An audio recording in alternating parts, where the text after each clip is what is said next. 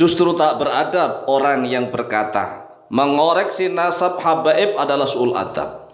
Orang yang berkata seperti ini justru dialah yang tak beradab. Dia tak punya adab. Mengapa? Karena begini, segala sesuatu yang disandarkan kepada Nabi Muhammad SAW, baik itu perkataan, baik itu perbuatan, baik itu takrir, baik itu nasab, maka semuanya harus dikoreksi. Wajib hukumnya bagi para ulama untuk mengoreksinya, apakah sahih ataukah batil. Karena tidak semua orang itu jujur, tidak semua orang itu baik apa adanya. Banyak orang-orang pendusta, penipu yang menggunakan, memanfaatkan nama besar Nabi Muhammad SAW untuk tujuan duniawinya. Oleh sebab itulah, baik itu perkataan Rasulullah, baik itu perbuatannya Rasulullah, baik itu nasab yang disandarkan kepada Rasulullah SAW, maka hukumnya wajib bagi para ulama. Wajib bagi para ulama untuk mengoreksinya. Apakah dia itu sahih, ataukah hasan, ataukah dhaif, ataukah maudhu'. Itu kalau hadis.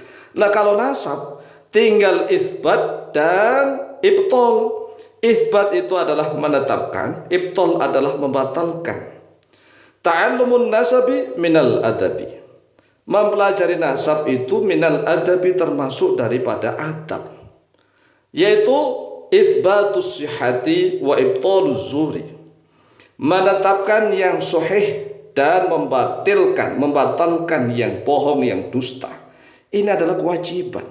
Lah, yang namanya kewajiban ya tidak fardu ain tetapi fardu kifayah. Kalau ada ulama yang sudah mengoreksinya, maka kita hormati. Mengapa? Karena sudah menggugurkan dosa kita.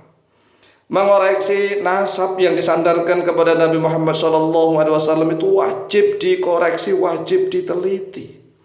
Kalau tidak ada yang meneliti, Masya Allah, ini kita dosa semua. Oleh sebab itulah kita bersyukur, alhamdulillah, kalau ada seorang ulama yang berusaha meneliti nasab, ketersambungan suatu klan yang disandarkan kepada Rasulullah SAW. Qala Rasulullah SAW, telah bersabda oleh Rasulullah SAW, laisa min rajulin idda'a li ghairi abihi wa huwa ya'lamuhu illa kafar, wa man idda'a qauman laisa lahu fihim falyatabawwa maq'adahu minan nar.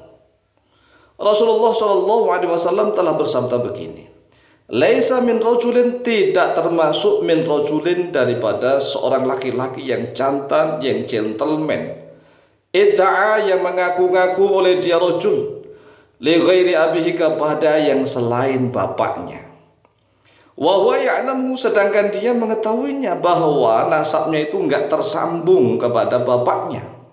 Ini kalau anak sama bapak kan dekat.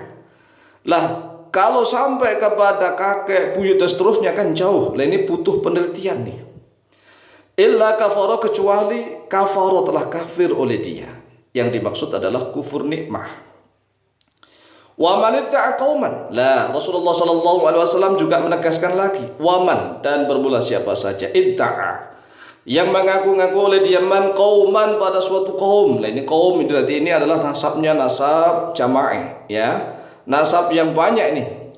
Laisa, yang tidak ada, lahu baginya, man fihim, yaitu tetap di tengah-tengah kaum, fal yatabawwa, maka hendaklah menyiapkan oleh dia man maq'adahu, pada tempat duduknya, minan nari, daripada api neraka. Masya Allah, sungguh luar biasa kan.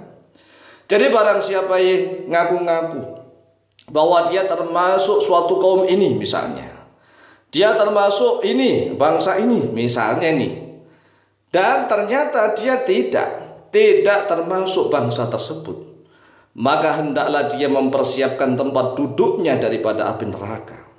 Ini hadis sahih riwayat Imam Bukhari dan Muslim. Akhrajahu al-Bukhari, akhraja dalam mengeluarkan hubara hadis al-Bukhari, Imam Bukhari nomor hadis 3508, wa Muslimun, dan oleh Imam Muslim nomor hadis 61, an Abi Dzar al-Ghifari radhiyallahu anhu. Jadi ini sangat penting sekali. Ini adalah larangan Larangan siapapun yang mengaku-ngaku mengintisabkan nasabnya bersambung kepada siapapun, apalagi disambungkan kepada Rasulullah Shallallahu Alaihi Wasallam, maka wajib hukumnya, sekali lagi wajib kifai, fardu kifayah. Siapapun di zaman sampai zaman ke zaman, maka ulama di zaman tersebut wajib mengkoreksi. Kalau sudah ada yang mengkoreksi, berarti kan dosa kita sudah gugur, karena sudah ada mengkoreksi. Lah kalau yang mengkoreksi kemudian dituduh su'ul adab, tidak beradab, justru yang menuduh itulah orang yang tak punya adab. Tak punya adab. Kalau seandainya misalnya ada pembohong, penipu, mengatasnamakan Rasulullah Shallallahu Alaihi Wasallam, lalu bagaimana kita? Sedangkan kita tahu bahwa si fulan dan fulan itu tidak termasuk daripada dzurriyyahnya Rasulullah Shallallahu Alaihi Wasallam. Kalau seandainya dia terbukti sah termasuk dzurriyyahnya Nabi Muhammad Shallallahu Alaihi Wasallam, alhamdulillah. Alhamdulillah bahwa si fulan dan fulanah termasuk dari dzurriyyahnya Rasulullah Shallallahu Alaihi Wasallam secara sahih. Alhamdulillah. Tetapi masalah besar apabila ada fulan dan fulanah yang mengaku sebagai dzurriyyahnya Rasulullah Shallallahu Alaihi Wasallam, tetapi buhtan, kadzib, dia berbohong, berdusta, masya Allah. Sedangkan ada ulama alim di zaman itu dan tidak mau mengoreksinya, masya Allah. Ini dosa semuanya. Wa qala Nabi sallallahu alaihi wasallam, dan telah bersabda oleh Nabi Muhammad sallallahu alaihi wasallam, ta'allamu min ansabikum ma tasiluna bihi arhamakum. Ta'allam, belajarlah oleh kalian, min ansabikum, daripada nasab-nasab kalian, ma tasiluna, sesuatu yang menyampaikan oleh kalian, bihi, dengannya, ma, arhamakum, pada rahim-rahim kalian. Jadi belajar nasab itu agar kita mampu untuk silaturahim dengan sesama dzurriyyah, sesama kaum yang satu nasab. Bukan untuk sombong-sombongan, bukan untuk jualan nasab demi sesuap nasi, masya Allah. Fa inna silaturahimi mahabbatun fil ahli, kan begitu. Jadi kita ini hendaklah belajar nasab. Lah namanya belajar nasab itu di dalamnya ada itsbat dan ada ibtal, ada penetapan dan ada pembatalan. Jadi tidak semuanya harus diisbatkan. Kalau memang nasabnya itu mungqati, terputus, ya nggak boleh diisbatkan. Lawang memang terputus, mungqati. Sebaliknya kalau nasabnya itu mutasil, nggak boleh diibtalkan, nggak boleh dibatalkan. Lawang memang mutasil, bersambung kepada Rasulullah. Demikianlah, semoga menjadi renungan kita semua dan bermanfaat. Barakah fid dini wa dunil akhirah. Lebih kurangnya mohon maaf. Wallahu ta'ala a'lam bishawab.